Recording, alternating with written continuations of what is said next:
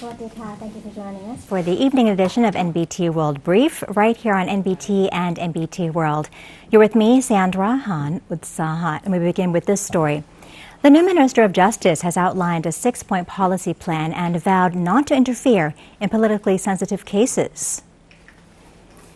Minister of Justice, Police Lieutenant General Ruttapon Nawarat, has elaborated on the policy aimed at improving legal access and strengthening public trust in the justice system.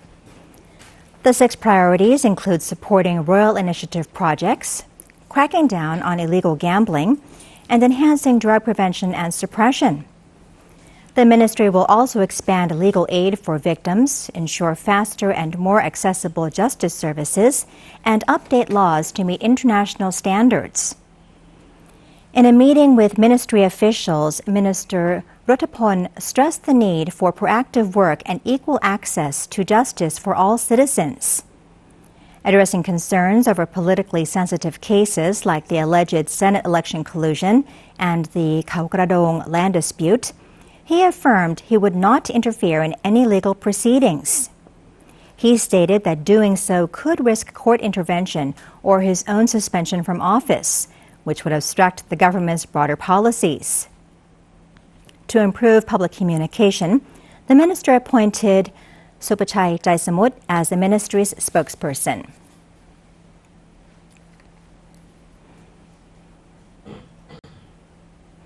Moving on, Foreign Affairs Minister Sihasak Phuangketkaew has announced a focused strategy to reinvigorate Thailand's global diplomatic presence within 4 months.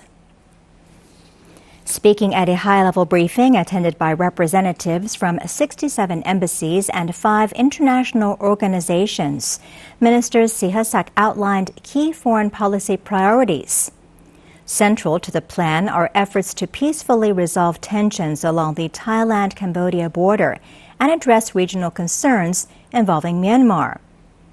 He emphasized that conflict with Cambodia is neither necessary nor beneficial, calling for dialogue to restore normal relations and ensure stability for border communities.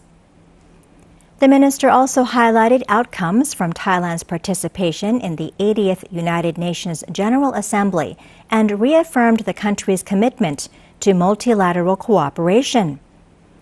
As part of broader regional engagement, Thailand is set to host the MATMO Lan Chang Cooperation Summit later this year, an event expected to enhance ASEAN unity and regional development. Minister Sihasak underscored the government's aim to integrate political, economic, and security strategies into a cohesive diplomatic approach.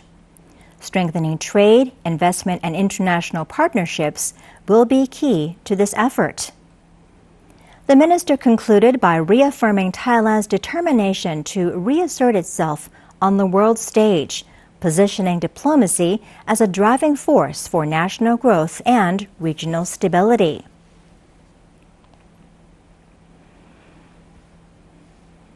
The National Innovation Agency, or NIA, hosted an awards ceremony in celebration of National Innovation Day, honoring Thai individuals who have created outstanding and impactful innovations that contribute significantly to the country's economic and social development.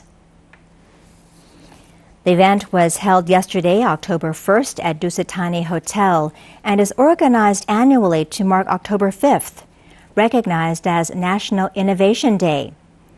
The date commemorates His Majesty, the late King Bhumibol Adulyadej the Great, who was known for his visionary work in innovation, especially through royal initiatives such as the Soil Rehabilitation Project. He is honored as the father of Thai innovation.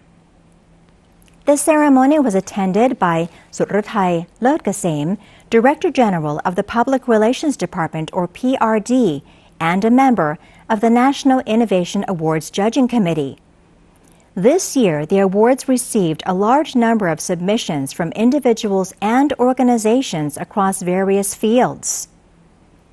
Kritpaka Bunfeung, Executive Director of the NIA, stated that the National Innovation Awards are considered the highest honors in Thailand's innovation sector, recognizing Thai innovators whose work is not only creative and outstanding, but also demonstrates clear value and benefit to the nation. These awards aim to raise public awareness and inspire innovation across all sectors of Thai society. And Thai authorities are closely monitoring Tropical Depression MATMO, currently located east of the Philippines, as it is showing a tendency to intensify into a tropical storm. The system is forecast to move northwest, entering the upper South China Sea between October 3rd and 4th, before making landfall in southern China or northern Vietnam between October 6th and 7th. The storm is not expected to directly enter Thailand, but it will have an indirect effect by strengthening monsoon winds. Its impact is anticipated to be less severe than the previous tropical storm Woloi. The public is advised to continuously monitor official announcements from the Meteorological Department as the situation may change.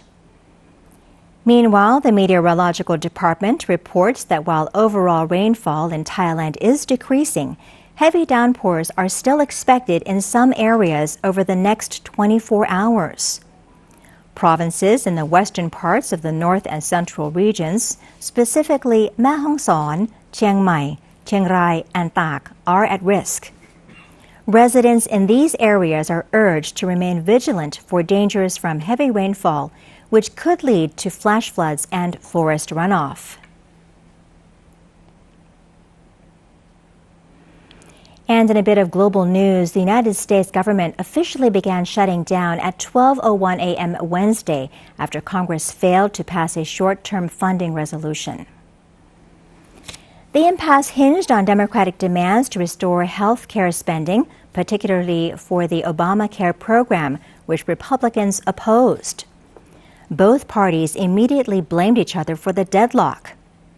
President Donald Trump threatened public sector job cuts, while Democratic leaders stated that Republicans shut down the government because they do not want to protect Americans' health care. The shutdown will halt work at multiple federal agencies like NASA and add up to 750,000 workers could be sent home without pay. Vital functions like the military and Social Security will not be affected. This is the first shutdown since the record 35-day stoppage during President Trump's previous term.